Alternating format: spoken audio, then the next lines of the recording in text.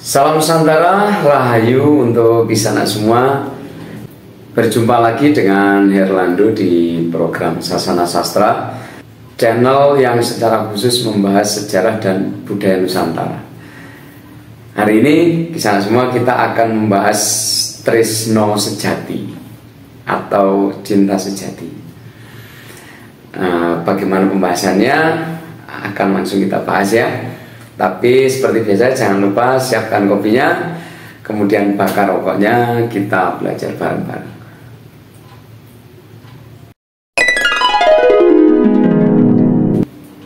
Di dalam falsafah budaya Jawa, seringkali kita mendengar istilah-istilah seperti ilmu sejati gitu ya, kawruh sejati, guru sejati. Nah, hari ini saya akan membahas tentang tresno sejati ya, dalam perspektif filsafat budaya Jawa ya.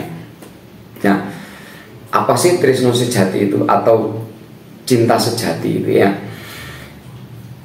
Kita akan cari dulu arti dari cinta dan sejati. Tapi ini bukan dari KBBI saya ambilkan, tapi ini dari kajian filsafat budaya Jawa ya. Nah, cinta itu memiliki arti ketika kita mampu berkorban untuk objek yang kita cintai atau esensi yang kita cintai ya. Dalam hal ini pasti yang saya maksud dalam objek atau esensi ini adalah kita sebagai manusia ke manusia yang lainnya. Sebagai contoh ini kisah semua, cinta kasih seorang tua kepada anaknya ya. Orang tua itu rela berkorban untuk anaknya dalam wujud apapun ya. Kemudian juga mungkin wujud cinta kepada kekasih, kepada pasangan ya, kita mampu mengorbankan apapun yang kita miliki agar pasangan kita bahagia gitu. Kemudian mungkin juga kita pernah mendengar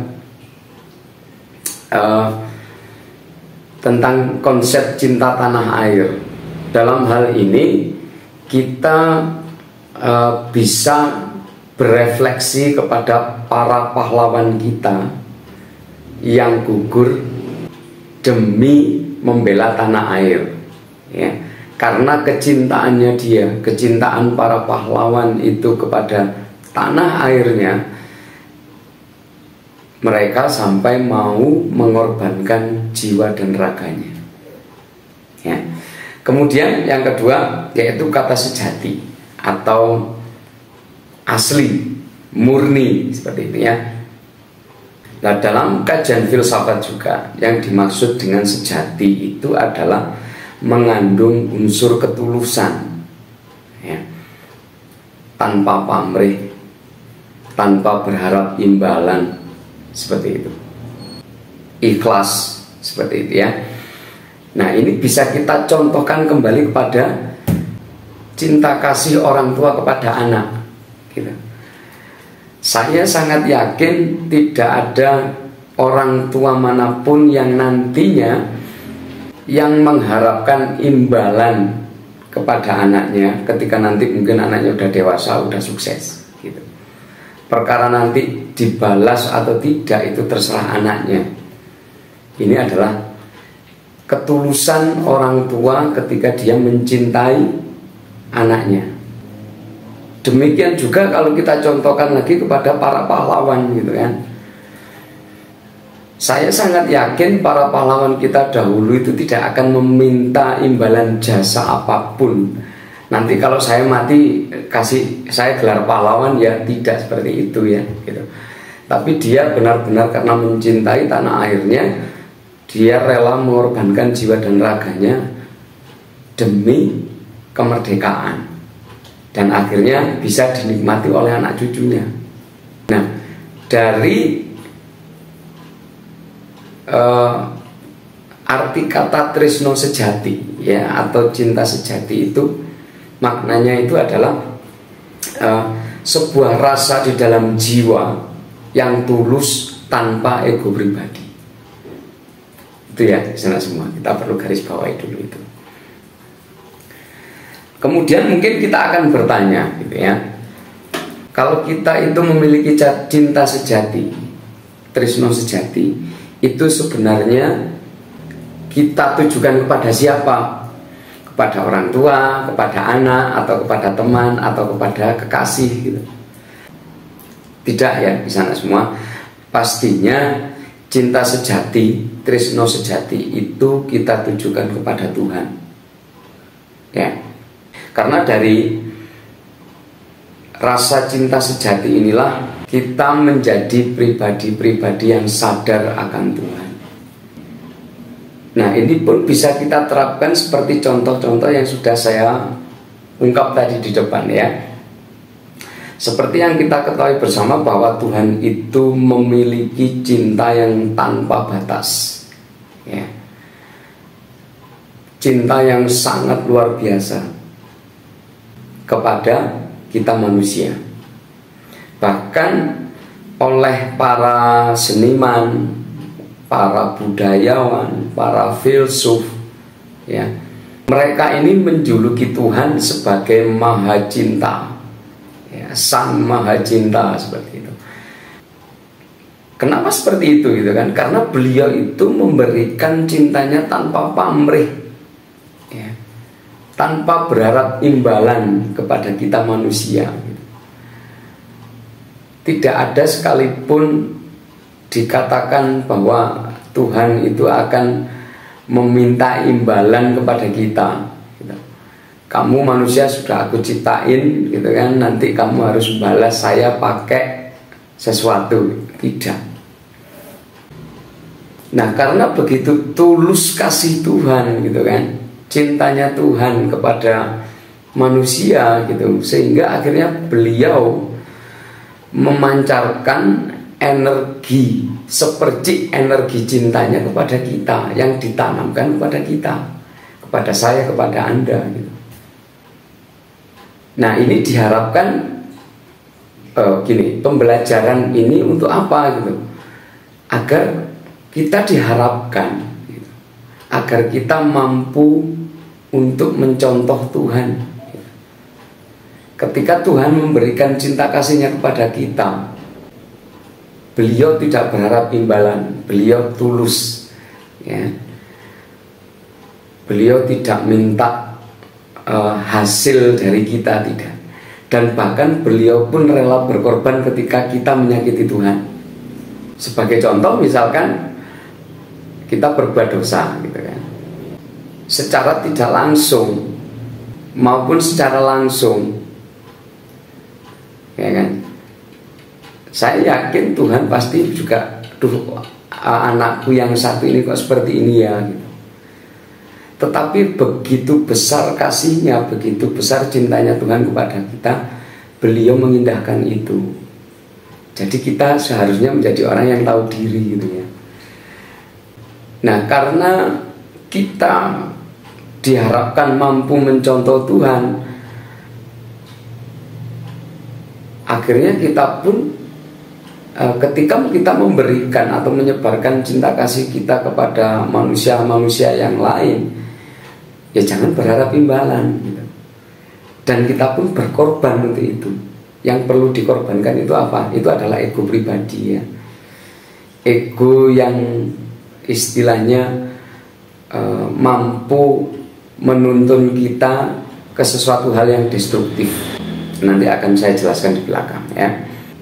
Kemudian dampak apa sih yang dimiliki oleh seorang manusia ketika di dalam dirinya tertanam cinta sejati, tertanam tresno sejati itu? Yang tumbuh adalah keluhuran. Sebagai contoh ini yang karena saya membahas cinta, ini mungkin yang semarak mungkin terjadi sama kita gitu ya. Misalkan contoh saya gitu, saya mencintai seseorang, saya mencintai seseorang ini tanpa pamrih, tanpa tapi, gitu. Tanpa berharap imbalan apapun, tanpa menyakiti dia, tanpa berkata kasar kepadanya, gitu. Saya selalu lemah lembut kepadanya, gitu. Dan kemudian saya rela berkorban untuk dia. Itulah cinta sejati yang ditanamkan kepada saya. Gitu ya, kesana semua. Dan ini pun berlaku untuk orang tua kepada anak, berlaku juga untuk para pahlawan kita yang gugur di medan perang karena mencintai tanah airnya, berlaku juga untuk saya dengan kekasih saya, misalkan seperti itu. Kalau tadi saya katakan di depan bahwa kita mampu berkorban untuk seseorang, gitu kan, seseorang yang kita cintai, itu adalah kita mengorbankan ego pribadi. Ya. Mungkin kita pernah yang namanya anak muda, gitu ya, mungkin pernah dalam hal pacaran misalkan, ketika dia benar-benar cinta sejati, tresno sejati di dalam dirinya tumbuh, ketika terjadi suatu konflik, dia akan mampu meredam emosinya, dia akan mampu meredam amarahnya. Jangan sampai saya mengeluarkan kata kasar kepada pasangan saya. Jangan sampai saya berkata tidak baik kepada anak saya. Jangan sampai saya menyakiti hatinya. Jadi ketika dia itu mampu meredam egonya, agar pasangannya, anaknya, orang tuanya tidak tersakiti, disitulah munculnya cinta sejati di dalam diri kita. Karena kita mampu membunuh ego kita sendiri, istilahnya seperti itu. Dalam tanda kutip membunuh ya. Yang dimaksud membunuh ini adalah mengendalikan ego kita. Akhirnya kita akan senantiasa baik dengan orang tua, dengan anak, dengan pasangan sekalipun gitu. Nah, inilah yang dicontohkan Tuhan di sana semua ya. Gitu. Makanya ketika kita secara sadar atau tidak sadar apa yang kita lakukan sebagai manusia, ketika kita merasa sombong, gitu ya, kesombongan inilah yang menyakiti hati Tuhan gitu. Umatku yang satu ini, anakku yang satu ini kok sombong banget ya gitu. Padahal aku nyuruh dia itu untuk selalu rendah hati gitu. Tetapi Tuhan tidak pernah ya sekalipun memberikan sumpah serapahnya atau mengutuk kita, mencaci maki kita gitu. Nah, kalau Tuhan marah sama kita gitu, misalkan beliau marah gitu ya, sakit hati gitu, ayo pulang gitu kan, ya udah kita nggak akan ada di sini gitu ya. Nah, tetapi di sini Tuhan selalu memberikan kita kesempatan untuk berubah. Ya, Tuhan selalu membimbing kita ya, melalui perpanjangan tangan beliau, dan kita mungkin akan bertemu dengan orang-orang yang tepat seperti itu di sana semua ya. Makanya dari pembahasan ini ya, kita sebagai manusia biasa, kita juga perlu mengembangkan tresno sejati, cinta sejati di dalam diri kita. Jadi ketika aku mencintaimu, itu bukanlah ego, melainkan itu adalah percikan cinta kasih Tuhan kepadamu melewati aku. Demikian kisah semua yang bisa saya sampaikan mengenai tresno sejati dalam perspektif budaya Jawa. Saya Herlando, kurang lebihnya mohon maaf. Salam Nusantara Rahayu.